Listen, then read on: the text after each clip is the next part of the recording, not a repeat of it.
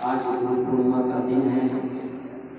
पूरे भारतवर्ष में जो भी गुरु भक्त से जुड़ा हुआ है, गुरु मार्ग से लगा हुआ है, आज हर अपने अपने संप्रदाय में अपने गुरु दरबार में जाकर के गुरु का दर्शन और गुरु की पूजा और गुरु के विचारों का हर व्यक्ति आज का दिन लाभ ले रहा है। आज का दिन बहुत महान दिन है, क्योंकि शब्द ही कहा गया है गुरु पूर्णिमा। एक हमारे जीवन में एक माँ होती जिसके द्वारा हमको और आपको जन्म मिला है, जीवन मिला है, लेकिन उसको भी पूर्ण माँ नहीं कहा गया है, क्योंकि माँ हमें सिर्फ जीवन में जन्म देती है, खाना पीना पहनना ओढ़ना चलना फिरना लिखना पढ़ना सिखाती है, लेकिन जीवन जीने के बाद, जन्म लेने के बाद जीवन कैसा जीना है, जीवन का कल्याण कैसे होना है, जीवन में हमारे बंधनों को कैसे जान करके बंधनों से छूटना है, इसका ज्ञान जन्म देने वाली माँ कभी नहीं बताती। इसका ज्ञान सिर्फ कौन देता है? गुरु देता है। और असली हमारी जीवन की पूर्ण होती कोई नहीं समझना जब हम अपने जीवन को जन्म पाकर के भी कोई भी व्यक्ति अपना जीवन का कल्याण कर ले और अपने सारे बंधनों से निर्बंध जीवन बना ले, वो हमारे जीवन पाने की उस दिन सफलता है। इसीलिए कवि साहित्य ने कहा है गुरु पूर्णिमा, व्यास जी के द्वारा जो पूजा शुरू हुई है, तो व्यास जी के द्वारा जो गुरु पूर्णिमा मनाई जाती है, तो व्यास जी ने आज के दिन ही अपने गुरु की पूजा किया था।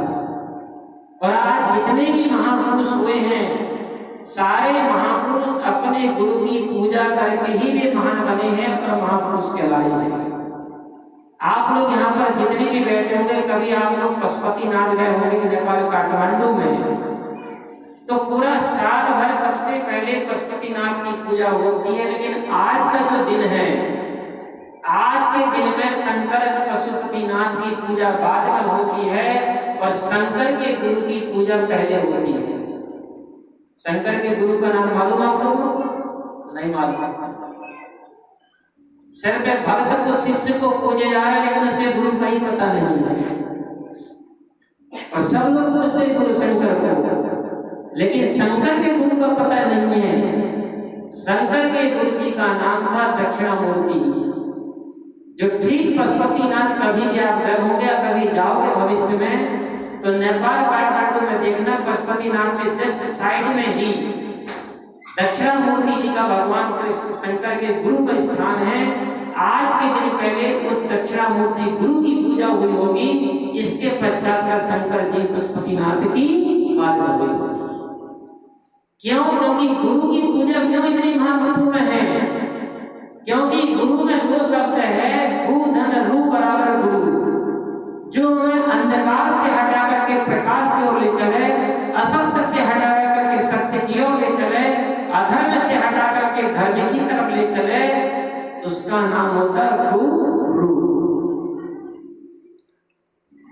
गुरु वो नहीं होता सिर्फ हमारे कान को फूंक देने वाला, या किसी जप तप में लगा देने वाला, या किसी पूजा पाठ में लगा देने वाला, ये गुरु नहीं होता है। गुरु वो होता है जिसके द्वारा हमारे जीवन में, अपने हृदय में ज्ञान की किरणों का प्रकाश हो जाए, और जिस प्रकाश के द्वारा अपना जीवन सदकर्म की तरफ चलना शुरू हो जाए, सद्मार्ग में चलने की तरफ हमारा जीवन अग्रसित कर दे, उसका नाम होता है गुरु। इसलिए सज्जनों, आज का दिन जो है गुरु को पूर्णिमा बताया गया है, क्योंकि गुरु ही हमारी सबसे पूर्ण माँ है। उसके द्वारा भी हमारा जन्म होता है।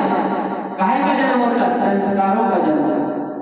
एक तो शरीर का जन्म होता है माँ के द्वारा, और संस्कारों का जन्म होता है गुरु के द्वारा। शरीर का जन्म कोई भी व्यक्ति पा लेता है, लेकिन उसका जीवन सर्कल कितना है? एक पशु पक्षी से ज्यादा नहीं है। जिसके जीवन में भी गुरु नहीं है, सिर्फ जन्म पा लिया माँ के द्वारा, तो सिर्फ उसका जीवन कैसा होता है? खाना पीना चलना फिरना पढ़ना लिखना, दो पैसा कमाना, घर मकान बनाना, भोगना, लड़के बच्चा पैदा कर देना और इस दुनिया से विदा हो जाना। इससे ज्यादा तो और कुछ नहीं करता है आदमी। तो जिनको एक पशु भी वो काम कर रहा है और वही काम एक मनुष्य जन्म पाकर के भी इंसान उतना ही कर्म किया, उतना ही काम किया, तो हमारा जीवन और पशु के जीवन में कोई अंतर रहा। इसलिए सज्जनों, हमारे जीवन में असली जीवन की यात्रा उस दिन शुरू होती है जो जन्म लेने के बाद में जो गुरु के द्वारा संस्कारों का जन्म होता है और संस्कारवान बनकर के जब हमारा जीवन सद्मार्ग की तरफ चलता है, सत्कर्म की तरफ चलता है, भक्ति और सत्संग से हमारा जीवन जुड़ जाता है, उस दिन हमारा जीवन शुरू होता है। इसलिए कहते हैं कि जिसके जीवन में गुरु नहीं, उसकी जीवन की यात्रा शुरू नहीं। किधर शुरू नहीं है? परमार्थ की तरफ शुरू नहीं है, कल्याण की तरफ शुरू नहीं है, भक्ति की तरफ शुरू नहीं है, साधना की तरफ शुरू नहीं है, सद्गुण सदाचार की तरफ हमारा जीवन शुरू नहीं है, तो फिर हमारे जीवन की महत्वता क्या रहेगी? इसलिए सज्जनों, हमारे जीवन में गुरु बहुत आवश्यकता है और गुरु से पास में जाने से हमारे जीवन में सबसे पहले दो चीजों का लाभ होता है। वे दो चीज का लाभ कौन कौन सा है? सबसे पहले गुरु का दर्शन करने से हमारी भावना पवित्र होती है और उनके विचार श्रवण करने से अपने जीवन की गलती और भूल हमें लगने और परखने में आती है। कभी आप अपने दिल में हाथ रख के एक विचार करिए और चिंतन करिए। आप मंदिर में जाने वाले होंगे, कोई पूजा पाठ करने वाला होगा या सत्संग कोई संत गुरुजनों का भक्त होगा, आप एक बात बहुत शांति दिमाग से सोचिएगा, विचार करिएगा कि हम मंदिर मस्जिद जाते हैं, पूजा पाठ करते हैं, जप तप करते हैं, व्रत उपवास करते हैं, माला फेरते हैं या किसी गुरु दरबार में जाके गुरु की पूजा करते हैं, इन सब कारण, इन सब चीजों करने के पीछे कारण क्या है? उद्देश्य क्या है हमारा जीवन का? हमारा लक्ष्य क्या है? कभी आपने बैठ करके सोचा, चिंतन किया? अभी हमारा धर्म कर्म करना भी, पूजा भक्ति करना भी एक नियम बन गया, एक फॉर्मेट पूरी हो कर रहे हैं जीवन की। बाकी पीछे का लक्ष्य उद्देश्य क्या, उससे हमारा कोई मतलब नहीं है। पूजा पाठ करने के पीछे, जप तप करने के पीछे, मंदिर मस्जिद जाने के पीछे, संत गुरुजनों के पास जाने के पीछे, संत गुरुजनों की पूजा करने के पीछे हर व्यक्ति का एक ही उद्देश्य है कि हमारी हृदय की पवित्रता और मन की निर्मलता। जितना भी इंसान महापुरुषों ने जो आपके सामने इशारा किया है, इन इशारों के पीछे आपसे जो भी धर्म के काम करवाए जा रहे हैं, उसके पीछे उद्देश्य क्या है? हृदय की पवित्रता और मन की निर्मलता। जब तक हमारा हृदय पवित्र नहीं होगा और मन निर्मल नहीं होगा, आप मंदिर मस्जिद भी चले जाओगे, उसी हृदय उसी मन को लेकर के जाओगे, तो मंदिर मस्जिद में भी आप जीवन में कभी धर्म के काम नहीं कर सकोगे, सद्मार्ग का काम नहीं कर सकोगे, कल्याण का काम नहीं कर सकोगे। क्यों? क्योंकि जीवन की शुरुआत कहां से होती है? जब हमारा हृदय पवित्र होगा और मन निर्मल होगा, तो फिर आप जो भी अपने जीवन में जो कर्म करोगे, जो भी क्रिया करोगे, हर कर्म और हर क्रिया आपके जीवन की पूजा बनेगी। बनेगी कि नहीं बनेगी? इसीलिए सबसे पहले गुरु की आवश्यकता क्यों बताई गई है कि गुरु के पास जाने से हमारी भावना पवित्र होती है और सत्संग सुनने से हमारा मन निर्मल होता है और अपनी जीवन की गलती भूल लगना पड़ने में आती है। और आज पूरे समाज अगर इतना दुष्कर्म से भरा हुआ है, समाज में इतना अत्याचार, दुराचार, पापाचार आपको देखने को मिल रहा है, तो इसके पीछे कारण क्या है? कि आदमी के समाज में आज हर इंसान की भावना पवित्र नहीं है और अपनी गलती का उसे पता नहीं है। इसलिए जब हमारा हृदय पवित्र नहीं और गलती का पता नहीं है, तो इंसान क्या करते जा रहा है? गलती पे गलती करता चला जा रहा है, भूल पे भूल करता चला जा रहा है और उसी गलती और भूल का परिणाम आज पूरे समाज में देखने को आ रहा है। अभी 2 महीना पहले कुंभ का मेला लगा था। 114 साल के बाद में कहते महाकुंभ में आया था, पर उस महाकुंभ में लोग लाखों करोड़ों की भीड़ गई। किसके लिए गई? कि गंगा नहाने से हमारे पाप कट जाते हैं, हमारे पाप धुल जाते हैं, इसलिए पूरी भीड़ लगी वहां गंगा में जाकर के। लेकिन कबीर साहब जी ने कहा है गंगा में जाने से अगर हमारे पाप कट जाते, पाप धुल जाते, तो फिर सारा हिंदुस्तान ने वहां पर जाकर के गंगा में जाकर डुबकी लगाया है, फिर आज हमारे देश की जैसी दुर्दशा नहीं होना चाहिए था, आज हमारी देश की समाज की दशा और कुछ होना चाहिए था। लेकिन हमने मान लिया। आप खुद समझना, एक महाभारत का आपको चित्र देता हूं। महाभारत में भीष्म पितामह जो थे वो किसके पुत्र थे? गंगा के पुत्र थे। और जिस समय अर्जुन ने उन्हें बाणों की सैया में लगा दिया, 24 दिन तक भीष्म पितामह बाणों की सैया में लेटे रहे, लहू लुहान उनका जीवन उनका शरीर से खून बहता रहा, लेकिन उनके प्राण पखड़ नहीं उड़े, प्राण नहीं निकले। और उसी समय में भगवान कृष्ण भीष्म पितामह से मिलने के लिए जाते हैं, तो भीष्म पितामह से कृष्ण ने उनको देखा। कृष्ण से भीष्म पितामह ने पूछा कि बोले भगवान आप तो अंतर्यामी जगत करता है, ऐसा मैंने जीवन में कौन से पाप किया था, कौन सा धर्म किया था जो मैं 24 दिन से बाणों की सैया में लेटा हूं लेकिन मेरे प्राण नहीं कर रही। भगवान कृष्ण ने कहा कि भीष्म पितामह थोड़ा अपने जीवन के पीछे का भाग देखो, पीछे का जन्म याद करिए। भीष्म पितामह 100 जन्म अपना पीछे लौट करके देख लीजिए, 100 जन्म तक उन्होंने कोई पाप नहीं किया था। भगवान कृष्ण ने कहा और पीछे जाओ।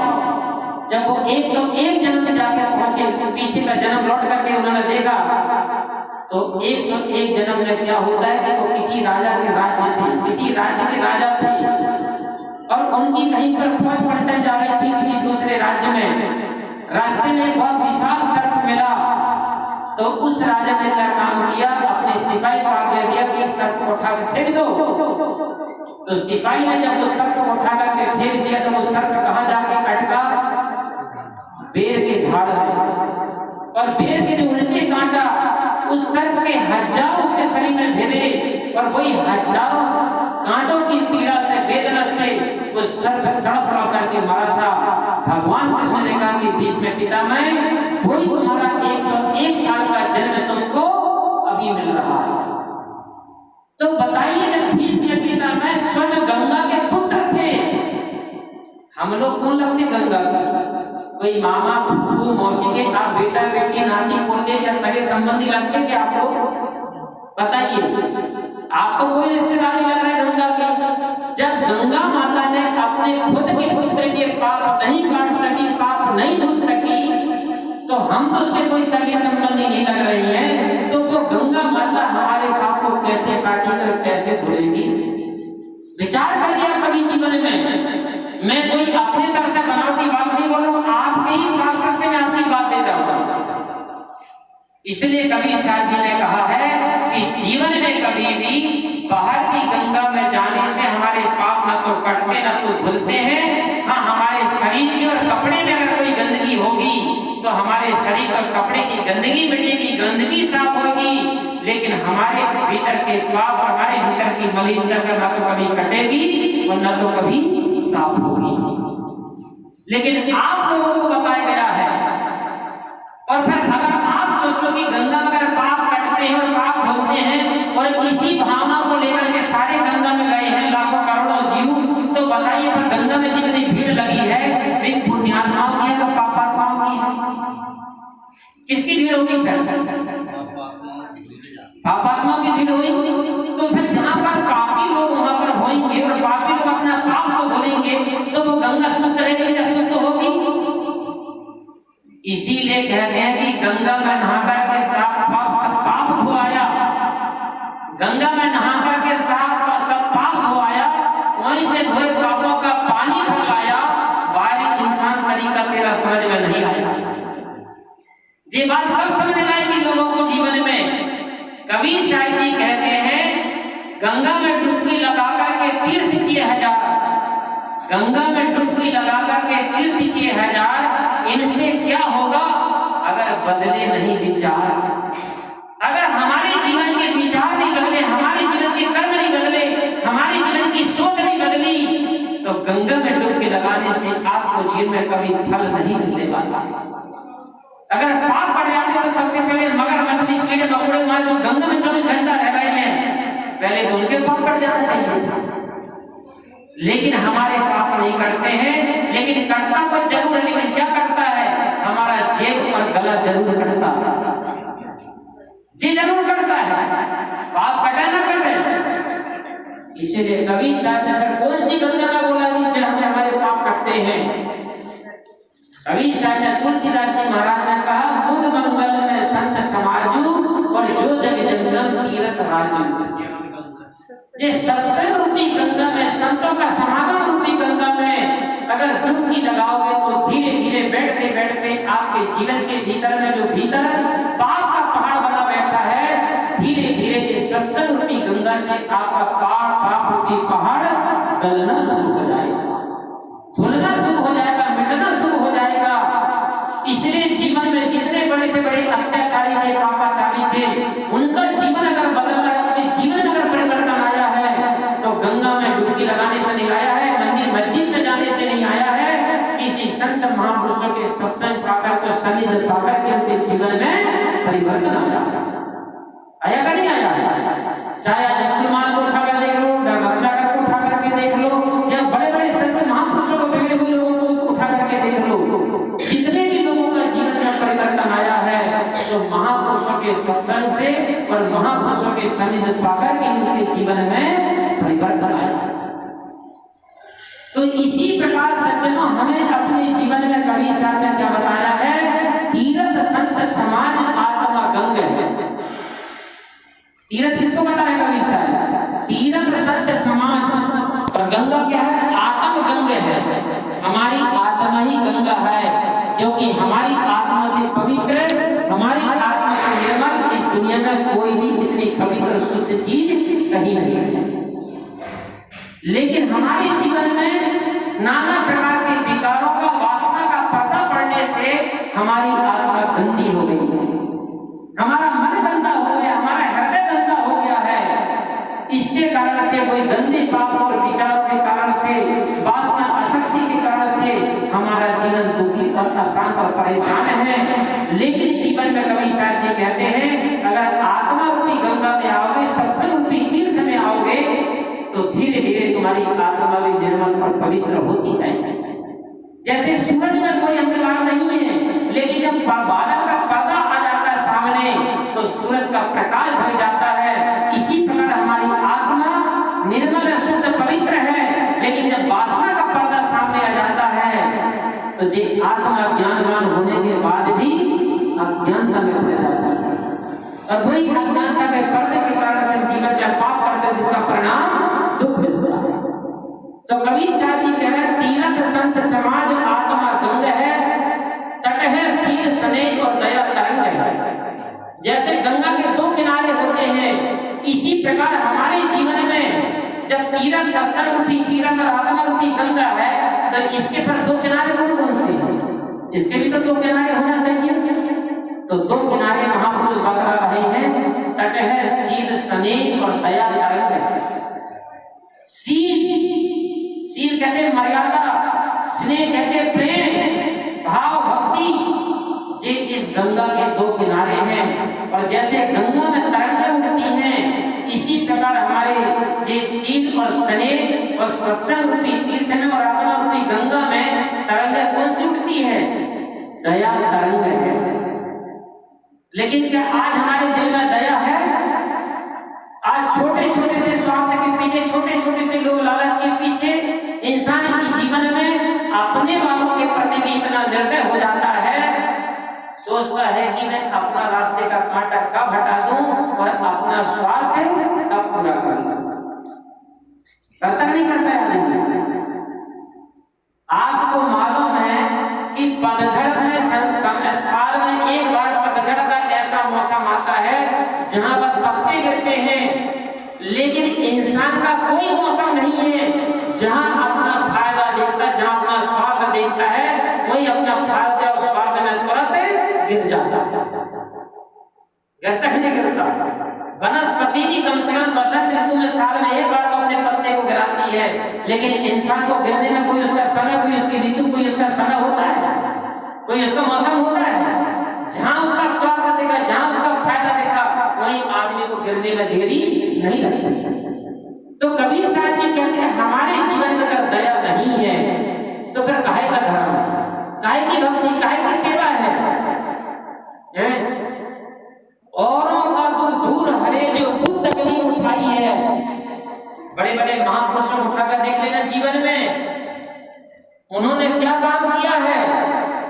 दूसरे के दुखों को हरने के लिए उन्होंने खुद अपने जीवन में दुख उठाया, तकलीफ उठाया, पीड़ा उठाया है, लेकिन दूसरे को हमेशा सुख पहुंचाया, दूसरे को शांति पहुंचाया है।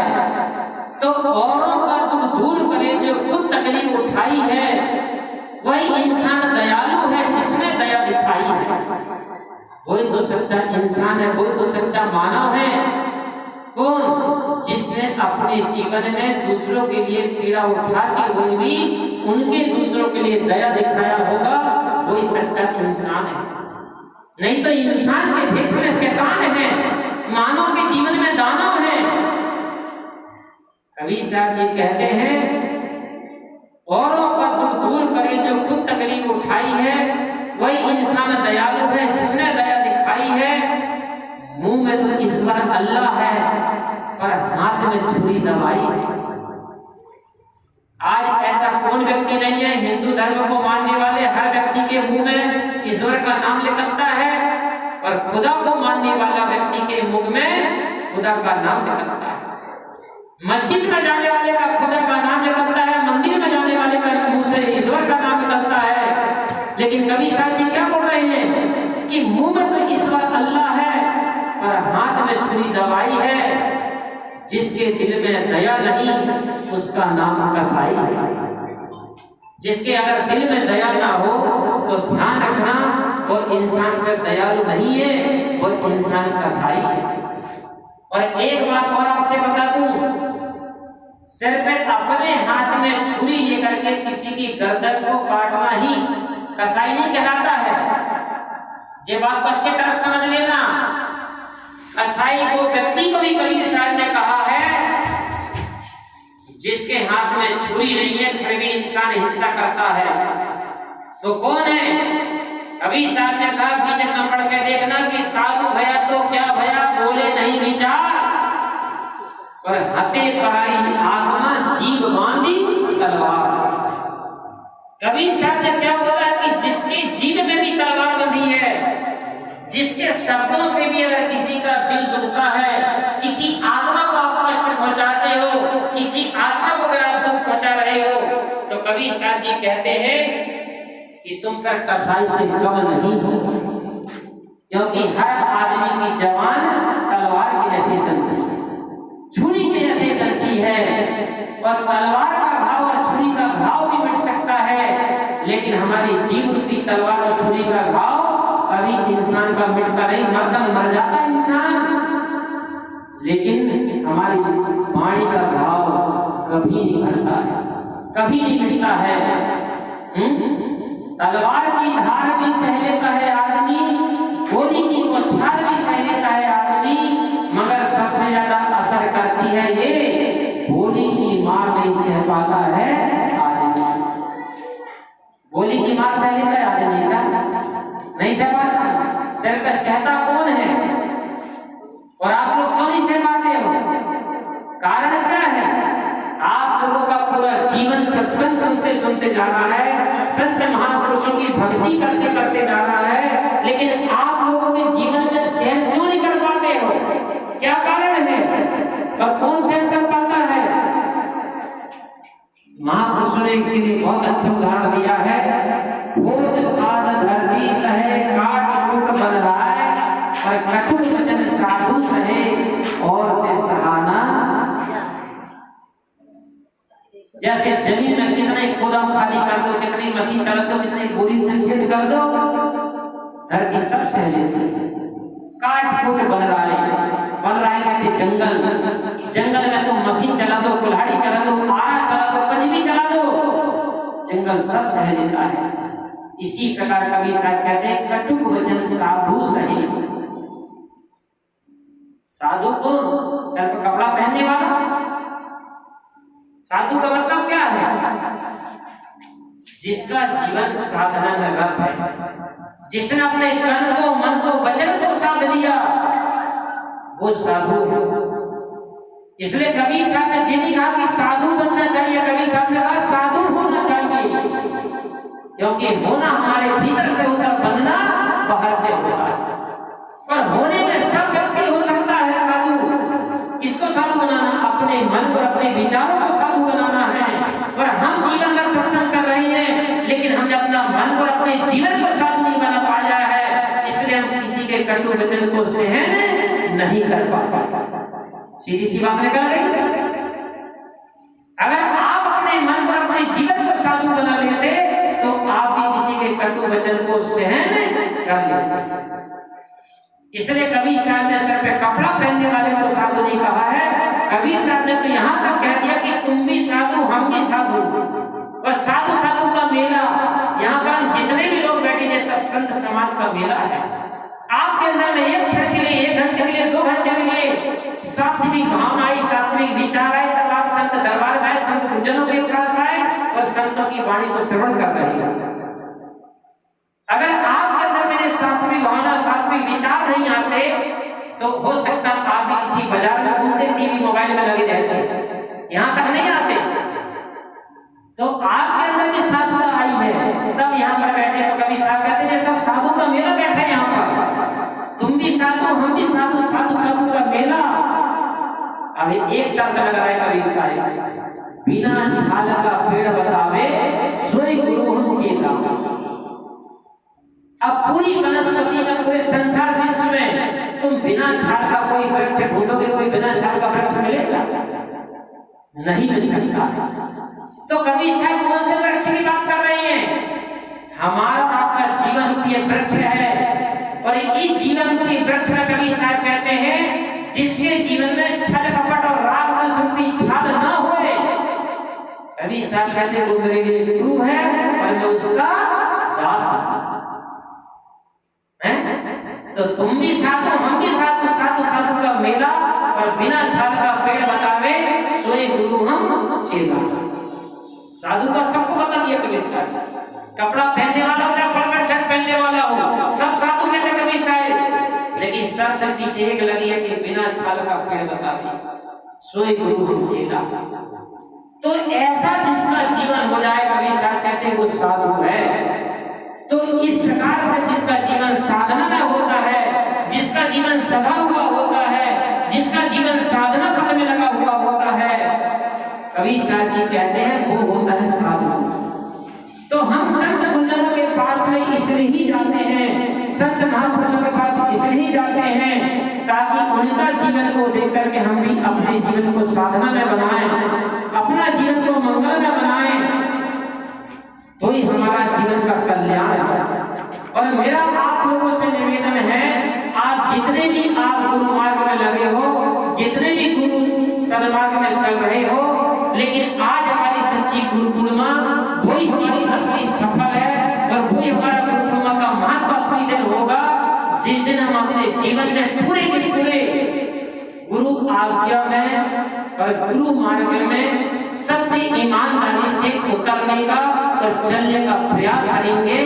उसी दिन हमारी असली गुरु पूर्णिमा होगी, और उसी के लिए हम गुरु पूर्णिमा साल में एक बार गुरु को याद करते हैं, गुरु मार्ग में जाते हैं, ताकि हम अपने जीवन में जो हमें गुरु ने मार्ग दिखाया है, जो उपदेश दिया है, हम जिंदगी भर उसी मार्ग में चलते रहें और उन्हीं आज्ञा का पालन करते रहें। वही हमारी असली गुरु पूर्णिमा है। क्योंकि गुरु हमें नियम देते हैं, जो संत गुरुजन हमें एक नियम बताते हैं, और जो भी अपने नियम का पालन करता है उसे आज नहीं तो कल हमेशा उसके जीवन में सफलता प्राप्त होगी। एक संत जी थे, एक गुरु जी थे, और घूमते घूमते वो किसी रास्ता से चले जा रहे थे। रास्ते में चलते चलते रात्रि हुई, किसी अतिथि के यहाँ वो ठहर गए। अनजान व्यक्ति था, अपरिचित व्यक्ति था, उसके यहाँ गुरुजी रुक गए। उस भगत ने, उस सेवक ने बहुत गुरुजी की खातिरदारी किया, बहुत खिलाया पिलाया, चरणों को दबाया। ऐसा उस भगत ने गुरु की सेवा की। दूसरे दिन जब गुरुजी चलने लगे तो गुरुजी ने कहा कि बेटा एक काम कर, कोई अपना एक नियम ले ले। उसने कहा गुरुदेव मैं नियम का पालन नहीं कर सकता, मैं किसान आदमी हूँ, खेती करना मेरा व्यवसाय है, पर खेती के अलावा मेरा कोई दूसरा धंधा नहीं है। तो गुरुजी मैं तो ना टाइम पे नहा सकता हूँ, ना टाइम पे खा सकता हूँ, ना टाइम पे पी सकता हूँ, ना टाइम पे मैं मंदिर मस्जिद जा सकता हूँ, और ना टाइम पे भजन कर सकता हूँ। इसलिए महाराज मेरे से कोई नियम का पालन नहीं हो सकता है, मैं नियम पूरा नहीं कर सकता हूँ। इसलिए महाराज आप लोगों के ये नियम धर्म सब ठीक लगता है, क्योंकि आपके पास कोई काम धंधा नहीं है। इसलिए महाराज आप ही अपने नियम का पालन करो। तभी महात्मा जी ने कहा कि बेटा ठीक है, लेकिन तेरे से जो सरल से सरल तुझे अच्छा लगे, लेकिन एक नियम को ले लेते, एक नियम तो पालन कर। उस भगत ने कहा महाराज मैं नहीं कर सकता। महात्मा जी ने कहा तुम मेरे अनुसार नियम मत ले, तू अपने अनुसार नियम ले ले। तो जब महात्मा जी ने बार बार उसे प्रेशर दिया तो उस व्यक्ति ने कहा कि बोले महाराज मैं एक नियम को पालन कर सकता हूँ। बोले कौन सा? बोले मेरे घर से लगा लगा मेरा मित्र है, मेरा पड़ोसी, और उसकी खेती बाड़ी भी मेरे खेत के किनारे किनारे है। तो जब तक मैं उसका दर्शन नहीं करूंगा तब तक मैं भोजन ग्रहण नहीं करूंगा, बस मैं ये नियम का पालन कर सकता हूँ। गुरुजी ने कहा ठीक है कोई बात नहीं, लेकिन ध्यान रखना जब गुरुजी चलने लगे तो गुरुजी ने कहा बेटा जो तूने नियम अपना लिया है उस नियम को कभी तोड़ना मत, उस नियम का कभी उल्लंघन करना मत। तूने जो अपने मन से नियम लिया ना कि अपने मित्र का जब तक मैं दर्शन नहीं कर लूंगा तब तक भोजन नहीं पाऊंगा। बोले ठीक है। अब गुरुजी के साथ उसने प्रतिज्ञा कर लिया, नियम ले लिया, गुरुजी चले गए दूसरे गांव। अब वो चेला क्या करता था, जब भी उसको भोजन पाना रहता था अपने छत पे चढ़ता था, छत पे चढ़ के अपने मित्र को देख लेता था, भोजन पा लेता था। उसके मित्र को पता भी नहीं कि मेरे मित्र ने कौन सा संकल्प किया, कौन सा नियम ले लिया है। अब होता क्या है कि जैसे सावन भादव का टाइम था, गणेश जी का समय था, गणेश जी बनने वाले थे। अब गणेश जी बनाने के लिए वो था कुम्हार बेचारा, मूर्तिकार मिट्टी की चीज बनाता था। तो उसको क्या हुआ, एक दिन मिट्टी खत्म हो गई थी, इसलिए खदान से उसे मिट्टी लाना था, खदान दूर थी। तो वो अंधेरे में ही जल्दी से अपने घर से उठ करके मिट्टी लाने के लिए खदान में चला गया। अब उसी समय वो किसान का खेत में भी काम था। एक दिन पहले अपनी पत्नी को समझा दिया था कल सुबह मुझे 6 बजे खेत में जाना है, फलाना फलाना बहुत सारा काम है, इसलिए तू सुबह जल्दी से जल्दी मेरे रोटी तैयार कर देना, भोजन तैयार कर देना। उसकी पत्नी ने जल्दी से जल्दी भोजन तैयार कर दिया। अब भोजन खाने की जब बारी आई तो सोचा कि चलो पहले मित्र का दर्शन कर लूं। मित्र है तो देखने को तैयार नहीं, घर में नहीं तो दिखे, वो तो चला गया मिट्टी लेने के लिए।